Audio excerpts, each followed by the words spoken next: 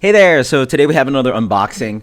I already opened it up, obviously, and I already threw one in the freezer because I just got home. I probably should have done. Well, anyway, you guys can probably see Firestone Walker reached out with a new beer, and I was like, "Yo, you want to like review something?" So that's always flatter when like a big brewery like Firestone, any brewery, anybody, fans, breweries particularly is pretty cool. Like, fans, I understand. Like, you're just, I appreciate just as much. But when like a big brewery, like why the hell's Firestone know anything about me, right? Like that's like So they sent me back. I threw it in the freezer already so I can review it. Thankfully, they actually, usually I go to work at like. Usually I'm not home between like the hours of 4 or 5 because I'm at work.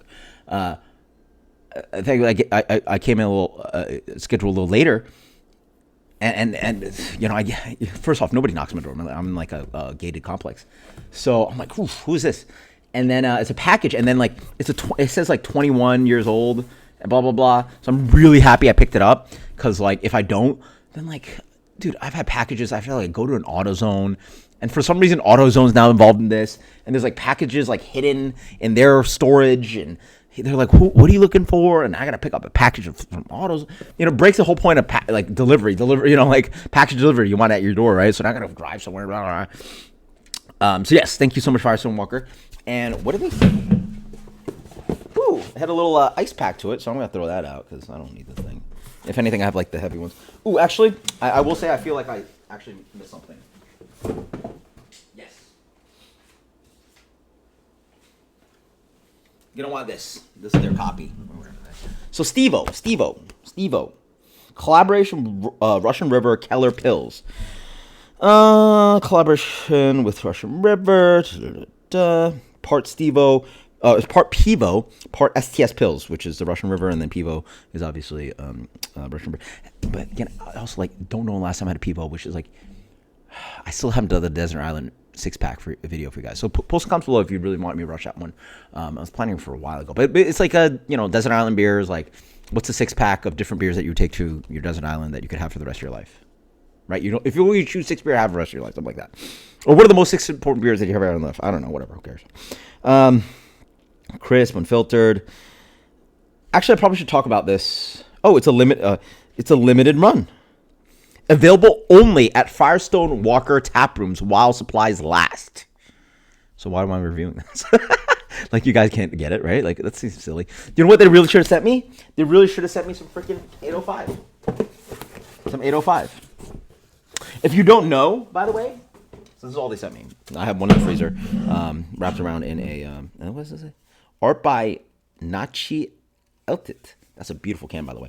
And it's got this what is it? What do you call it? It's you don't really feel but it's like it's a eggshell kind of texture. Yeah, that's what they call it. Eggshell texture, like your wall paint. Yeah, that kind of texture.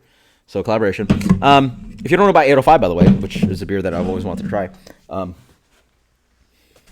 huge. If you're not in Central California, you probably don't know about it.